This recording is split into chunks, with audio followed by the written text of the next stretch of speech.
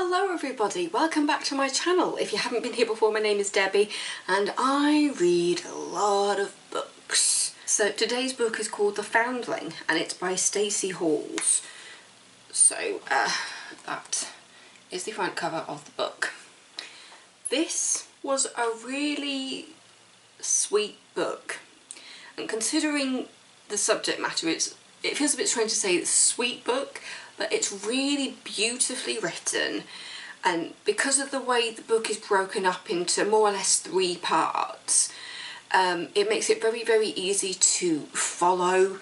And you know how sometimes when you just can't be bothered and you just put on something like Friends, or you pop on like a Channel 5 movie, it's that kind of thing where it's just like it feels comfortable. Anyway, I'll read the blurb for you and then I'll talk about my relationship with the book. 2 women from different worlds and a secret that will change everything. London, 1754.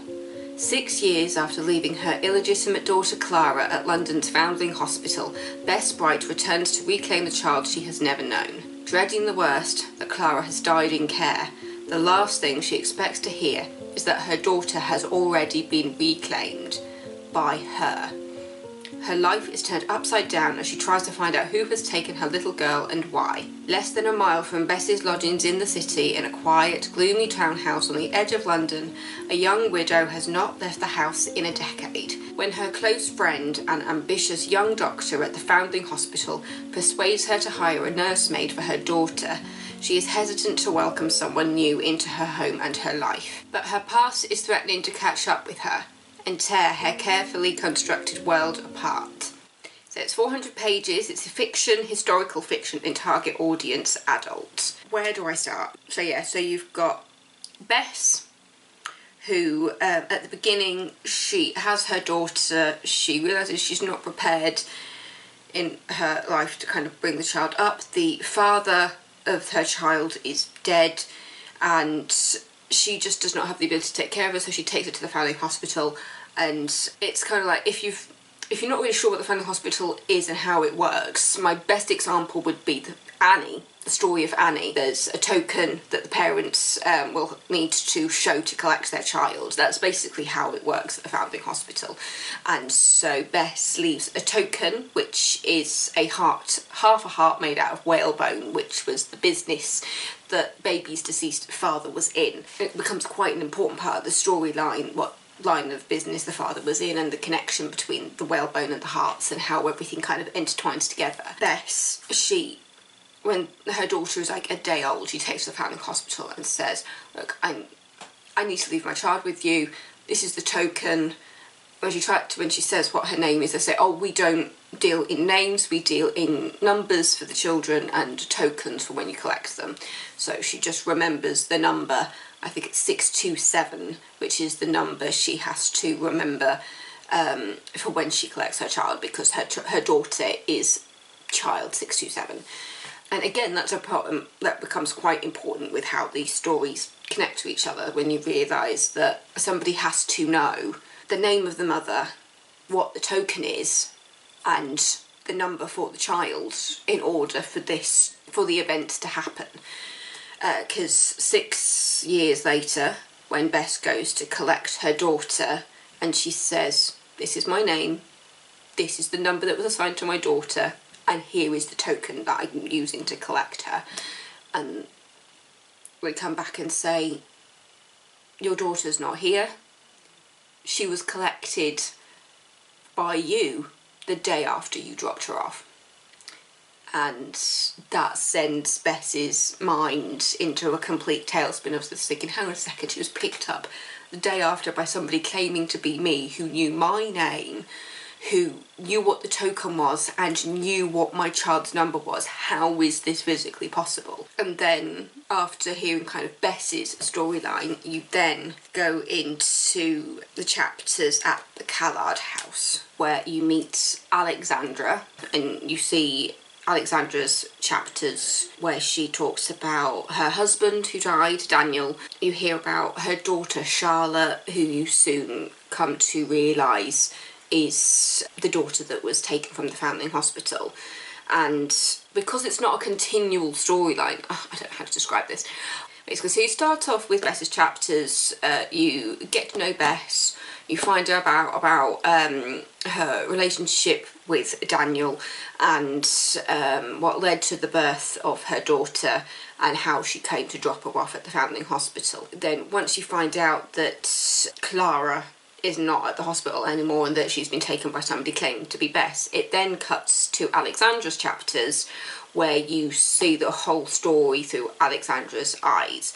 So you see her going to church with her daughter, you find out about her agoraphobia, where she refused to step outside the house apart from for church on Sundays.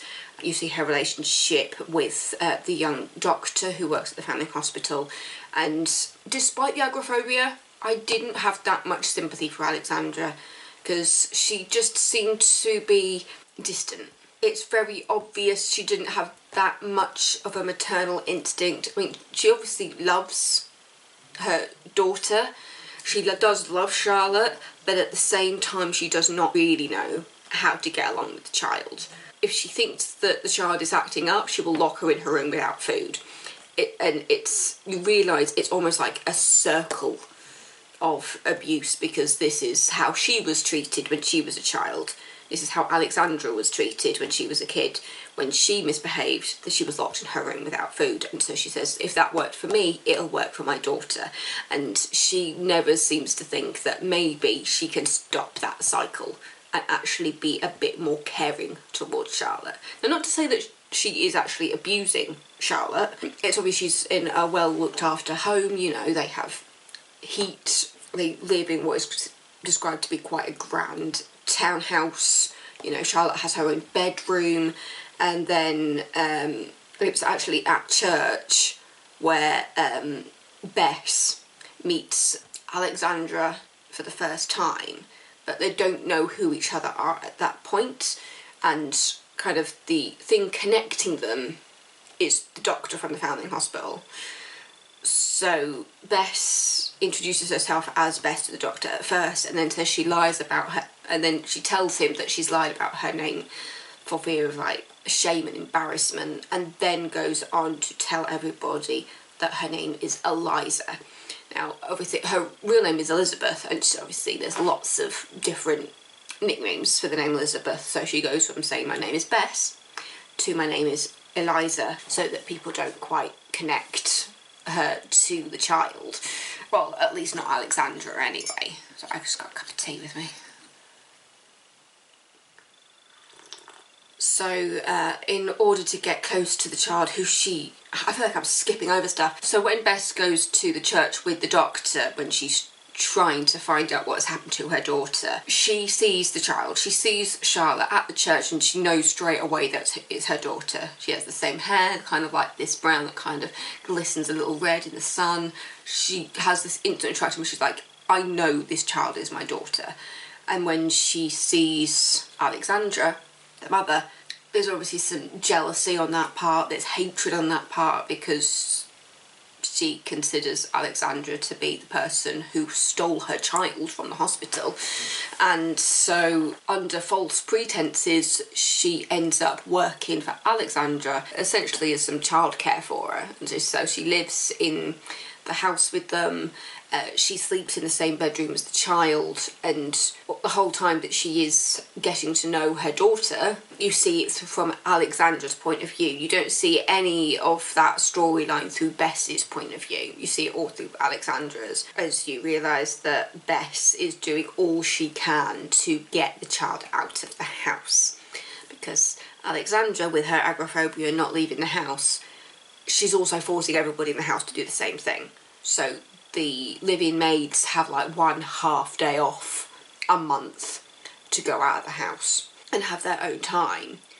And so she's essentially forcing everybody to live inside the house and not leave with her. And she's doing the same to her child. Her child is not allowed to leave the house. And the only time that she does get out of the house is after Bess has arrived, and Bess is encouraging the child to kind of play outside. Because she's just like, this girl needs fresh air. You know, she can't just be closed up in a house all day. And so she's encouraged to go outside, and basically kind of building up her bravery for when she eventually does try to steal her daughter back.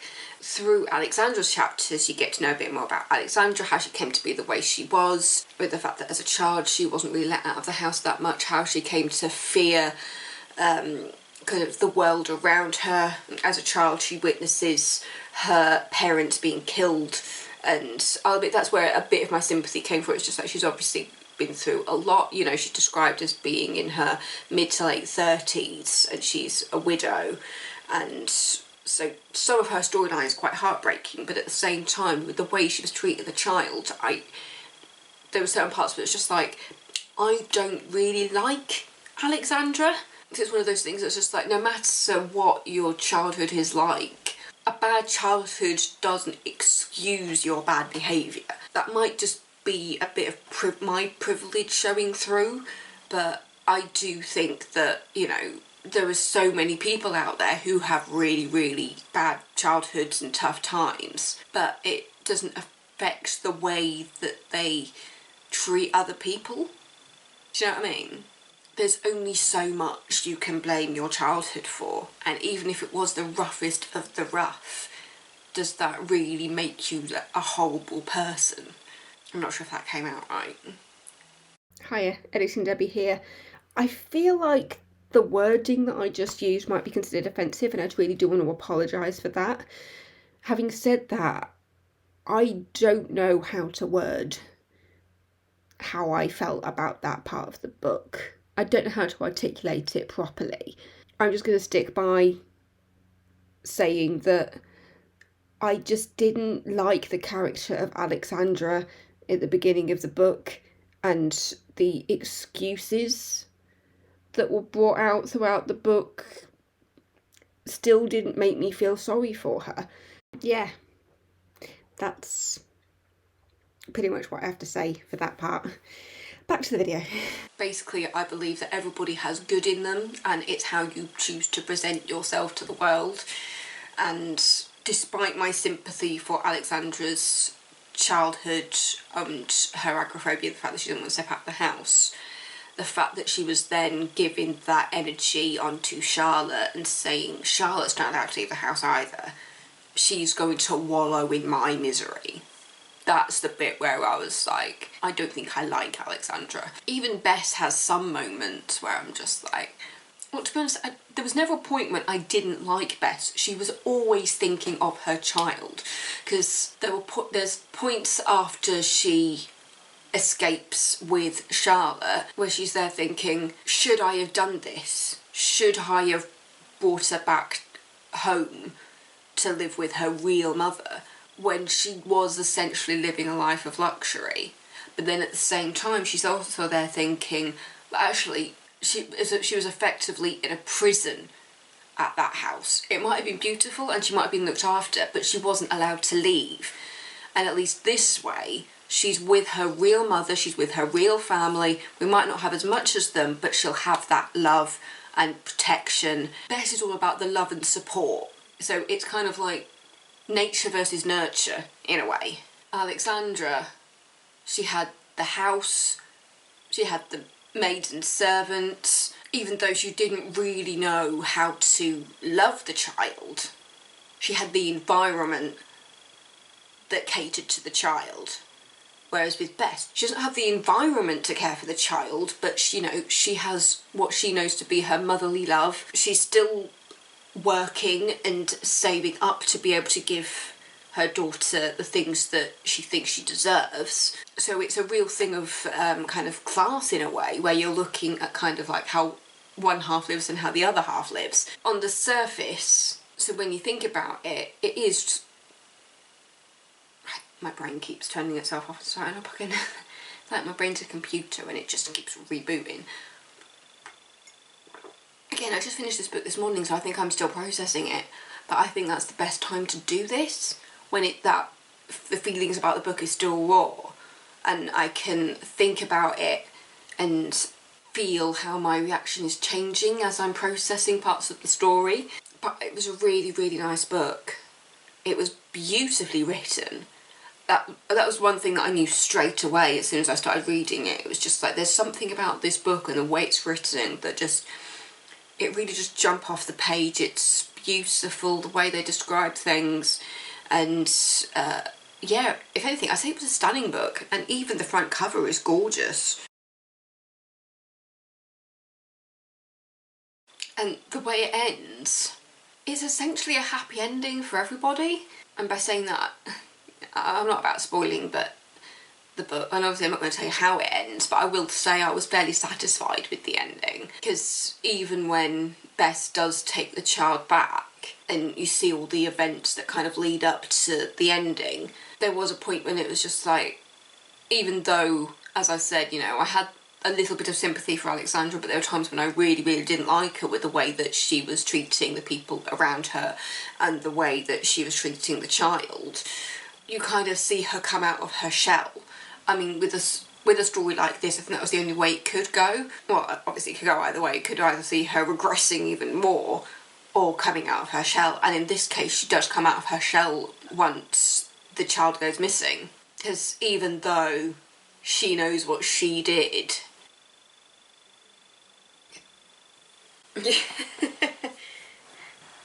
Bang, rebooting again.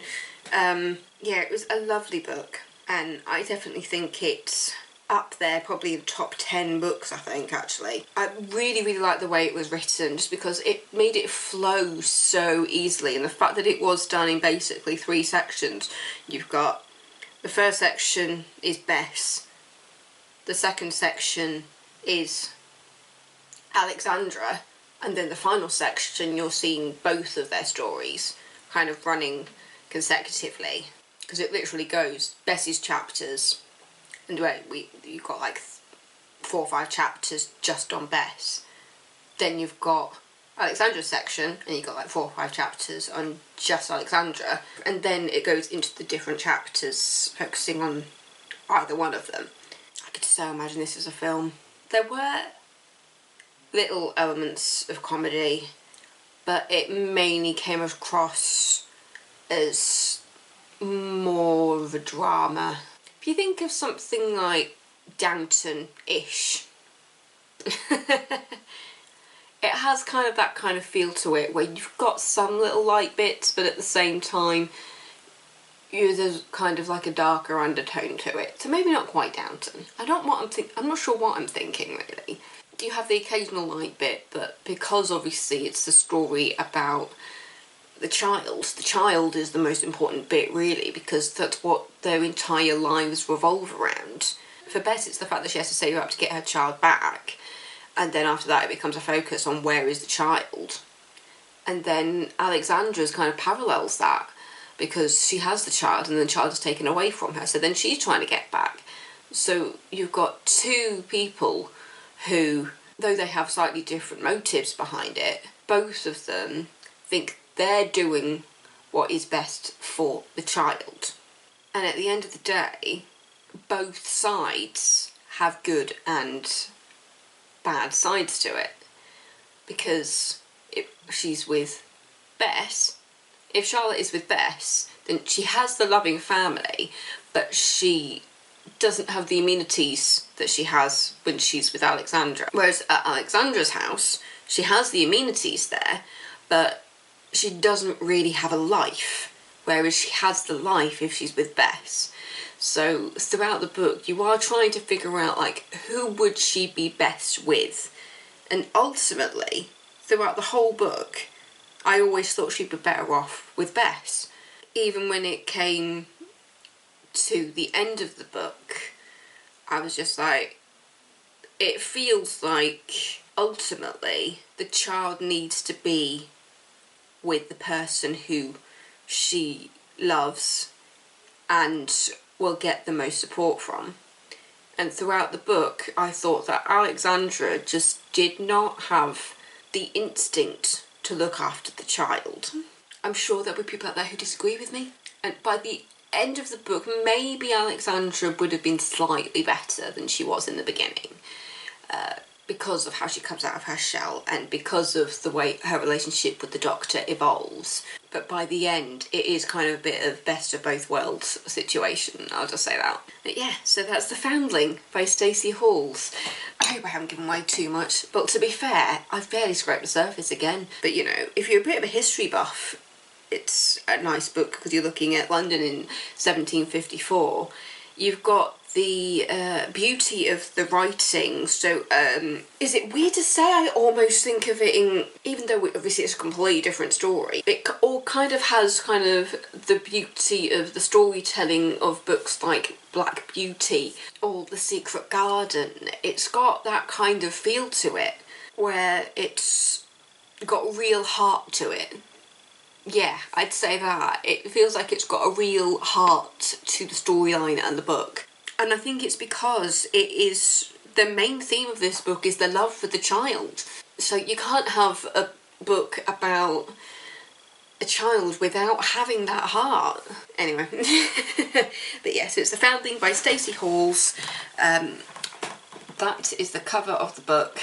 And I read this on BorrowBox, not sponsored by BorrowBox. It's a really great app that's connected to libraries all over the place, and it's connected to my local library, which means that with my library card I just log into it. It's completely free, and it's wonderful for somebody like me who reads a lot and does not have the space to purchase loads of books. I gave away so many books over the past few years just because we were making room. And then there were some books that was just like, right, these are the books I cannot get rid of. I've read them, but I cannot get rid of them. These books are my heart. And then obviously the books that I haven't read, which I'm making my way through and figuring out as I go which books I want to keep. I don't mind giving away. Though I think when I do have my own place, I'm going to make room for a lot of books because I'm just a book lover. I have been since I was a kid. My niece is showing signs of being a book lover as well, which is just lovely. I love that my niece is a reader like I am because I think probably to be fair, my mum does read and my dad does read, but I think I read more than everybody combined, and my sister's not a reader. I gave her the Harry Potter books to read, but she didn't really get very far. I think my sister's brain is too quick for reading. Yes, so the next one on here that I'll be reading is called The Dilemma by B.A. Paris. I'm also reading Jodie Picoult's Sing You Home. This is an interesting one because there's a soundtrack that goes with it, with songs that were written by Jodie Picoult. And then I'm just about to start book 3 of Discovery of Witches, which is called The Book of Life. That's the third one, so I'm almost there. I'm in a good mood today because I saw Mamma Mia at Harewood House last night and it was so good. It was such a nice evening. It was me, my mum and my sister. We met my next door neighbour there and another friend of my mum's as well, and it was just a really lovely evening. It was really good food. There were lots of Greek food that was really nice. I had a halloumi thing which was absolutely delicious. We had gin before we left the house, and then we had 2 other gins while we were there as well. But it was like Mamma Mia under the stars. It was all outside, but it was absolutely brilliant. And I've never seen Mamma Mia on stage before. I've only ever seen the films. I think when you watch the films, you're just there going, this was a stage musical. How on earth did they do it? But I really enjoyed it, and I loved the simplicity of the set and how versatile it was. And there was also kind of the way that they move everything. It was just like, you just see all the characters because obviously they essentially have like a Greek chorus, which is evident from the films as well, where you've got that core kind of background cast that do like all the backing singer stuff, and the way everybody would run on and like move the set and stuff. It was just expertly choreographed. It was just absolutely incredible. But yeah, if you haven't seen Mamma Mia on stage, go for it. It's an absolutely wonderful evening, and the costumes were all nice and bright. I think it really does show that it started off like, because I think it was 1999 was the year that it premiered, and since then it's got obviously bigger and better, and just I think that 90s, early noughties fashion is such a staple of that show with how bright it is. And I'll admit there was a costume in the wedding scene at the very end that both me and Chris, one of my mum's friends, we were absolutely obsessed with this outfit. It was this beautiful kind of pink dress and she was wearing a top hat, and I was just like, I absolutely love it. I absolutely love it. Yeah, that was a really good night. Anyway, I'm going to shut up about Mamma Mia and tell you to go read The Foundling by Stacey Halls. But yeah, thank you so much for watching. Don't forget to subscribe if you're not already. Thank you so much. See you later.